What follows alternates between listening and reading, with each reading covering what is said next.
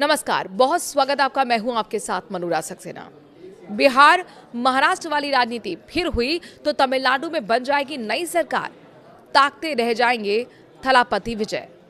तमिलनाडु विधानसभा चुनाव में अभिनेता से राजनेता बने थलापति विजय की तमिलगा वेत्री कशगम यानी कि टीवीके ने 108 सीटें जीतकर सबको चौंका दिया है। हर तरफ यही चर्चा है कि पहली बार पार्टी बनाकर चुनाव में उतरे थलापति विजय राज्य के मुख्यमंत्री बनेंगे। लेकिन थलापति विजय की तमिलनाडु की मुख्यमंत्री बनने में एक छोटा पेच है। दरअसल 234 सदस्यों वाली विधानसभा में टीवीके ने 108 सीटें जीती हैं, जो बहुमत से 10 कम है। ऐसे में सोशल मीडिया पर यह भी चर्चा शुरू हो चुकी है कि क्या तमिलनाडु में नई राजनीतिक ताकत बनकर उभरे थलापति विजय को रोकने के लिए महाराष्ट्र और बिहार वाली राजनीति देखने को मिल सकती है। हालांकि थलापति विजय ने राज्यपाल को पत्र लिखकर सबसे बड़ी पार्टी होने का हैसियत से सरकार बनाने का दावा पेश कर दिया है।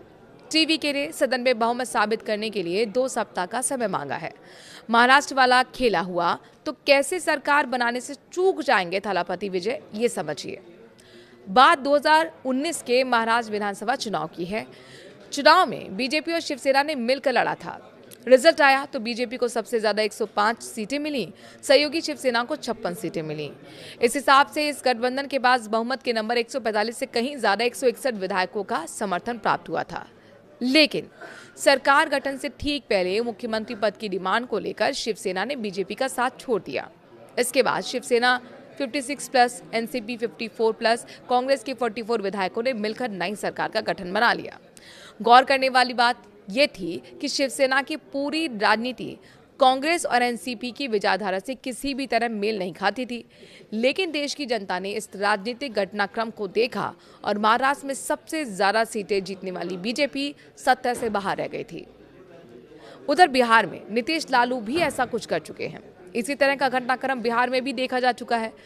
बिहार की राजनीति में नीतीश कुमार और लालू प्रसाद यादव एक दूसरे के दूर विरोधी माने जाते रहे हैं, लेकिन दोनों बीजेपी को सत्ता से बाहर रखने के लिए 2 मौकों पर हाथ मिलाकर सरकारें बना चुके हैं।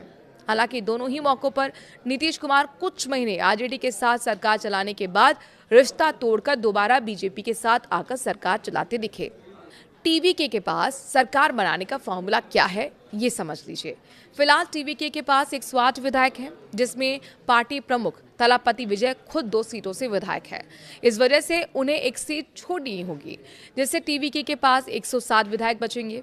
तमिलनाडु में बहुमत के लिए 118 विधायकों की जरूरत है। ऐसे में टीवीके सूत्रों का कहना है कि वो कांग्रेस के 5, सीपीआई के 2 और इंडियन यूनियन मुस्लिम लीग के 2 और डीएमडी के, एएमएमके, एमकेजेड के यानी कि तमाम जो अलग अलग पार्टियां हैं, छोटी पार्टियां, उनका समर्थन लेकर बहुमत का आंकड़ा छू सकते हैं।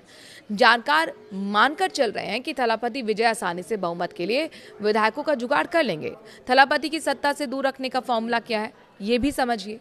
अगर तमिलनाडु में भी महाराष्ट्र और बिहार वाली राजनीति हुई तो डीएमके के 59 प्लस, एडीएमके के 47 प्लस, कांग्रेस 5 प्लस और PMK 4 plus, IUML 2 plus, CPI के 2 विधायकों का समर्थन लेकर बहुत बड़ा आंकड़ा 119 को पार किया जा सकता है। इस फॉर्मूला को लेकर चर्चा यह है कि तमिलनाडु के पूर्व मुख्यमंत्री और जयललिता के सबसे करीबी नेता पनीरसेल्वम इस समय डीएमके का हिस्सा है। संभावनाएं तलाशी जा रही हैं कि क्या पनीरसेल्वम को आगे कर धुर विरोधी डीएमके और एडीएमके को एक साथ लाया जा सकता है। हालांकि राजनीति के जानकार इस संभावना को सिरे से खारिज करते हैं। आप क्या सोचते हैं? कमेंट के जरिए अपनी राय जरूर रखिए।